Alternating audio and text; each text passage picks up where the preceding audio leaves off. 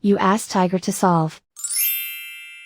This deals with linear equations with one unknown. The final result is x equals -7/5. Let's solve it step by step. Group all x terms on the left side of the equation. Subtract 6x from both sides. Group like terms.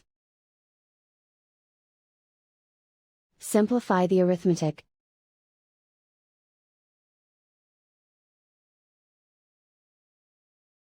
Group all constants on the right side of the equation. Add 7 to both sides. Simplify the arithmetic.